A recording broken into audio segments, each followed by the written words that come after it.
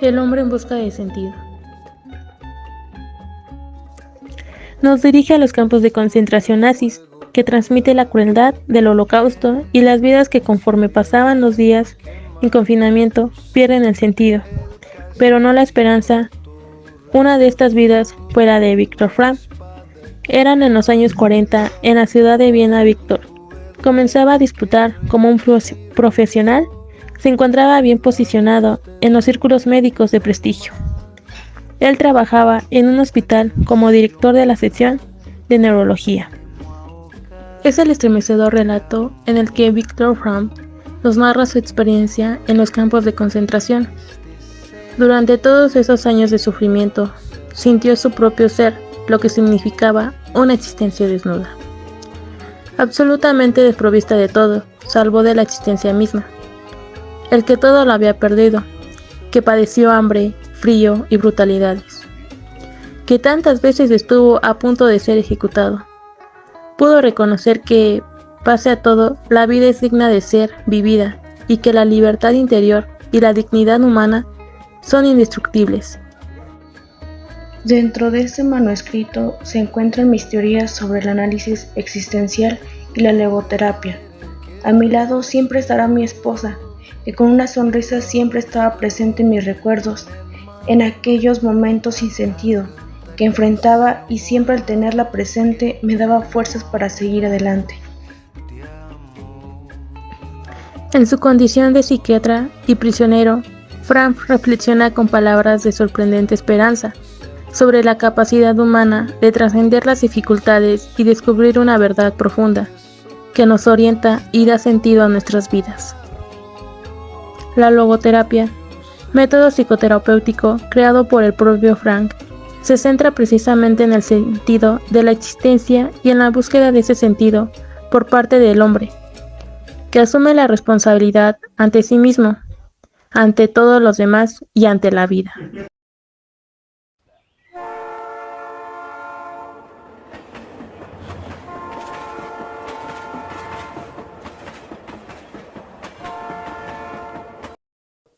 Todo comenzó cuando, sin importar su posición social, él y su familia fueron arrastrados como reclusos.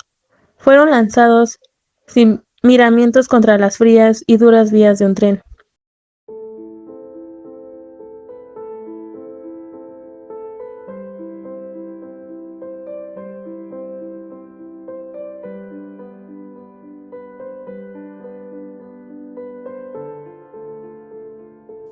El sonido dominante era el de los soldados gritando: «¡Todos al suelo! ¡Manos en la nuca! ¡Ya!». Les arrebataron sus pertenencias, los arrancaron con brutalidad y los golpeaban la espalda sin piedad.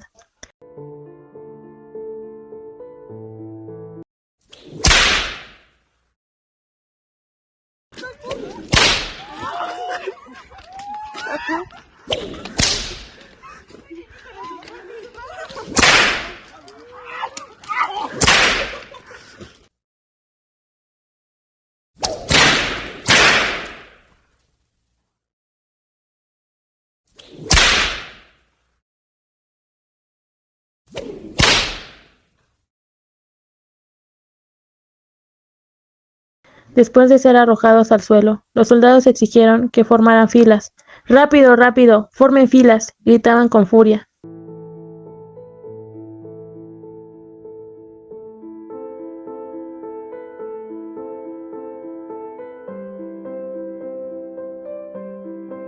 Los seleccionaban conforme a su condición física para diversas labores, sin importarle su destino desconocido.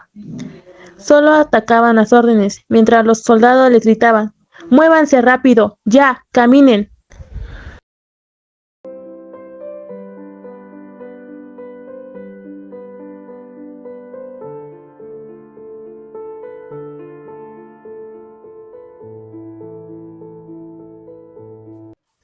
Una vez formados, los llevaron hacia un vagón de tren.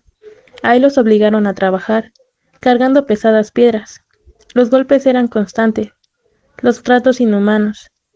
No mostraban piedad, ni siquiera hacia aquellos que claramente no tenían la fuerza física para soportar tal brutalidad.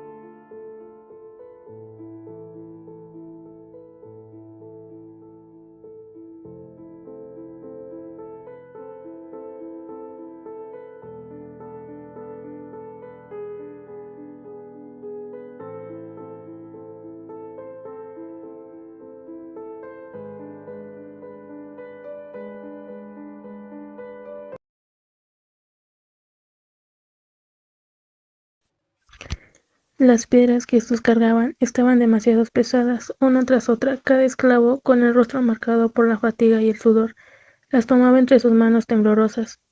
Sus espaldas encorvadas y sus músculos tensos mostraban el peso del esfuerzo. Uno por uno pasaban las piedras de mano en mano, un acto de sufrimiento compartido, hasta que, al final de la cadena, las arrojaban a la superficie, donde el sonido sordo de la caída resonaba como un eco de su dolor.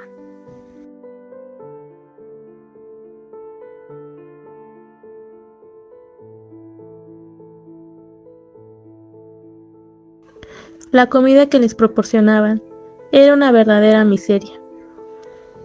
En esos tiempos oscuros, con las escasas raciones que recibían, debían mostrarse agradecidos. Los capos, crueles en todos los aspectos, les arrojaban la comida con desdén y reducía ya las miserables porciones a su antojo. El agua, un recurso extremadamente escaso, se volvía un bien tan preciado que cuando surgía la oportunidad de beber un poco, se desataba una locura desesperada por obtener un solo sorbo. De pronto, los soldados los llevaron a otro lugar. Ellos no sabían a dónde iban, si los esperaban condiciones aún peores o una miseria mejoría. La incertidumbre era total, el miedo palpable. Fueron conducidos hacia lo desconocido, sin saber si alguna vez regresarían. Frank, atrapado en su propia desesperación, mantenía siempre presente la imagen de su esposa. Miraba al cielo y señalaba una nube, imaginándola a ella en una forma etérea.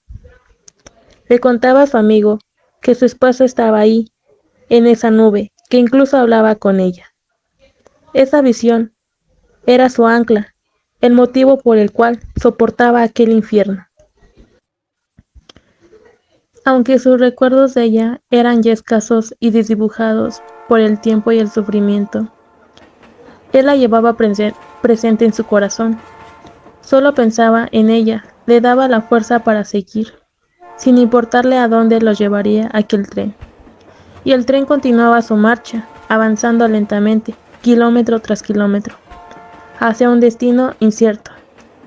Mientras Frank se aferraba a la visión de su esposa en la nube, su única esperanza en el medio de tanta desolación.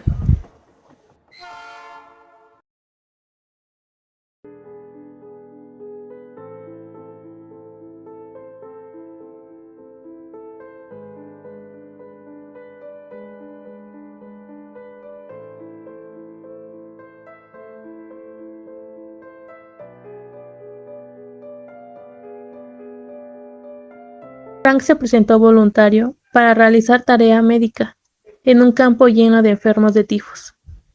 Le parecía más sensato intentar ayudar a sus compañeros, como médico, que simplemente vegetar o perder la vida como el trabajador inútil en el que se había convertido. Con cada paso hacia aquel campo de enfermos, Frank sintió que estaba recobrando un propósito, una razón para resistir en un medio del horror. Decidió marcar una diferencia. Se adentró en ese abismo de enfermedad y sufrimiento, dispuesto a luchar con las únicas armas que le quedaban, su conocimiento y su compasión.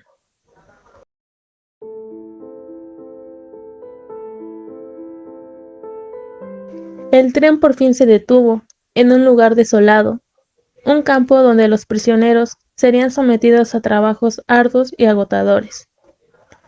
Cada día terminaba con los esclavos murmurando resignados: mañana será otro día. Esta frase, carente de esperanza, era el reflejo de su aceptación del interminable sufrimiento.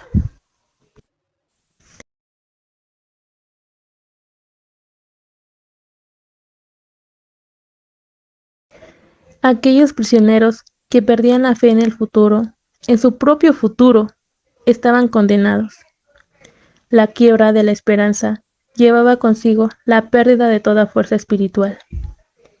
Sin esa chispa vital, se abandonaban, cayendo en un abismo de desesperación que los transformaba en sombras de sí mismos, aniquilados física y mentalmente. A un lado, un capo impotente, con una mirada fría y despiadada. Patrulla con una fusta en la mano. Cada golpe que propina a los prisioneros resuena en el silencio pesado de la estancia. No solo es el dolor físico lo que los quebranta, sino el eco de los insultos que acompaña cada golpe, reverberando en sus mentes, erosionando lentamente su dignidad y humanidad. Entre la cama y los cuerpos maltrechos, los viejos arrastran una plaga omnipresente que añade una capa de miseria adicional.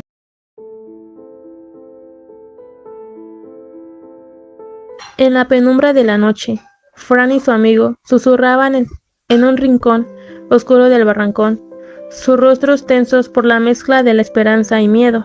El plan era arriesgado, pero la desesperación de su situación les empujaba a intentarlo. Usarían los cuerpos sin vida que iban a arrojar para cubrir su fuga. La muerte omnipresente y terrible se convertiría en aliada para un aliento de libertad.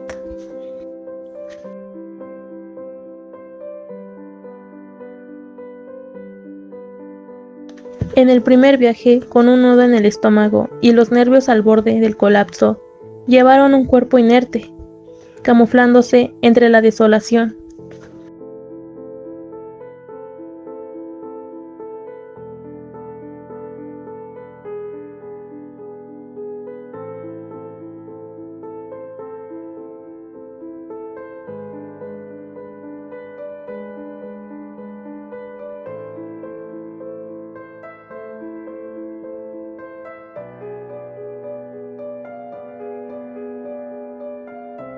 Cada paso era una eternidad.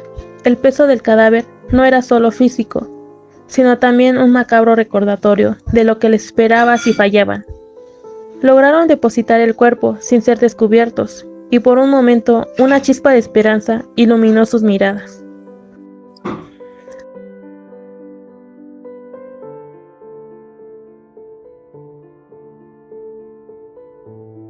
Se duplicó. Llevaban una mochila con lo poco que habían logrado reunir, objetos que para ellos representaban la diferencia entre la vida y la muerte en el exterior. Sin embargo, el destino tenía otros planes. Apenas habían salido del barrancón, cuando una luz cegadora los sorprendió, y una voz autoritaria rompió el silencio de la noche. El sueño de libertad se desmoronó en un instante. Atrapados, se vieron obligados a enfrentar la realidad más oscura.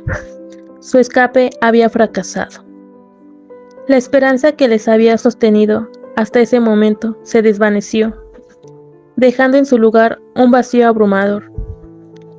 Fran y su amigo, con el peso del intento fallido sobre los hombros, volvieron a su prisión, conscientes de que el precio de su osadía aún estaba por cobrarse. El día de la liberación, la palabra esperanza se había repetido tantas veces durante los años que soñaban con la libertad que el término parecía gastado y carecía de sentido. No penetraba en su conciencia, no comprendía su significado, aún no creían que la libertad les pertenecía. Lo que aprendí en el campo es que incluso que en las condiciones más atroces, la vida tiene un potencial sentido. Depende de nosotros encontrarlo y darle forma. Nuestro sufrimiento puede ser un medio para un fin mayor. ¿Qué espera la vida de nosotros? El hombre en busca de sentido es mucho más que el testimonio de un psiquiatra sobre los hechos y los acontecimientos vividos en un campo de concentración. Es una lección existencial.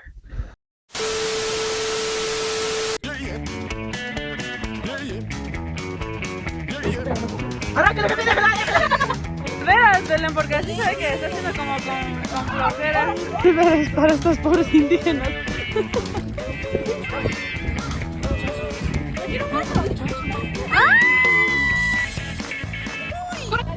Hola, muy buenas tardes. Como ustedes saben, hemos llegado en algún punto donde probablemente está el tesoro. El calentamiento global. ¿Saben qué es todo esto? Nos estamos quedando sin agua, Como ustedes pueden ver, arte, ¿ya? No nada. Para acá, tampoco.